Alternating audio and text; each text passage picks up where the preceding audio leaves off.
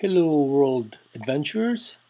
We are in the great state of Wyoming, and we are driving through this dirt road. We're heading towards a ghost town called Piedmont, Wyoming.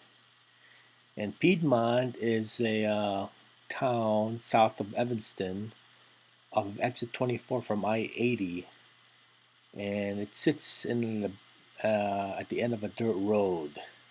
And this is the dirt road we're driving through right now. I just spent the night in Evanston, and I looked online to see if something interesting on the way on I-80, and I found Piedmont, and here it is. This is Piedmont, and what remains, and there's some buildings over there that I'm going to check out, and these are the kilns on the far side of the road, and here are the other buildings, and these are fenced off, so you can't go over there. You can only uh,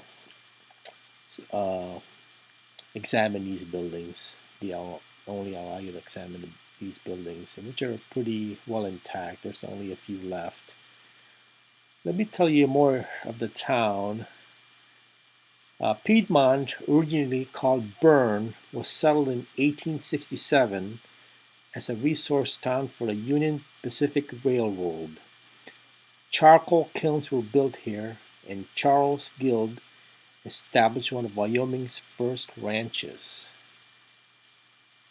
And the town of Piedmont thrived. In 1868, railroad crews arrived to lay down track, and Piedmont became a wood and water refueling station. A mercantile was opened, and 4 saloons kept workers well hydrated. I bet one of these buildings were one of the saloons. You can imagine what fun times the people had in this town. Okay, and it says here that in 1877, Moses Byrne built 4 charcoal kilns to help establish logging industry in town. These kilns still stand today. I don't have anything on this video on the kilns because they're in a separate video that's I'm going to show at another channel, or it could be in this channel. I don't know yet. Well, anyway, unfortunately, Piedmont's prosperity was short-lived. When the Union Pacific dug the Aspen Tunnel in 1910, the railroad was able to skip the steep and winding route down from Piedmont, and the new track avoided the town altogether. Well, too bad to this town. It went on decline, and by 1940, Piedmont was effectively abandoned, and today just a few crumbled homes and the charcoal kilns remain standing. And as you see, this is what's left. Not much. And you can imagine back then how many more buildings they had here. Apparently, most of the buildings were taken away to other towns, and these were left behind. These could be homes of the people that own the town, or they could be businesses, saloons, stores, schools. Even this place even had a school. It had everything.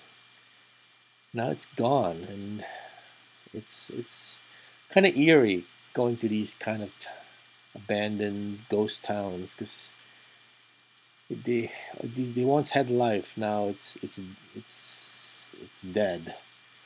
But it's great for visitors to come and check out what was, because there's really not many buildings of this type around anymore, and every year they just wear out over time because no one's there to preserve them. Hopefully this will stay a little bit longer, and hopefully other people can enjoy it like I am now.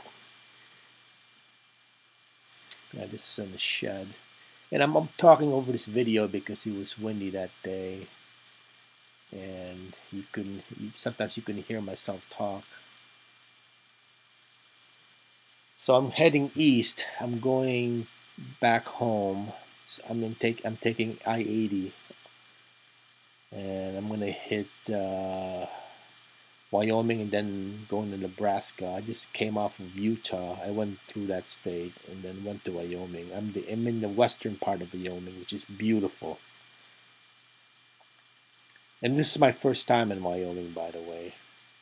I've always wanted to go, and now, now that I have time to drive, I'm glad I did go. So this is at the end of the video. I couldn't get my phone to. I kept dying. I don't know why they put these wire things on the windows.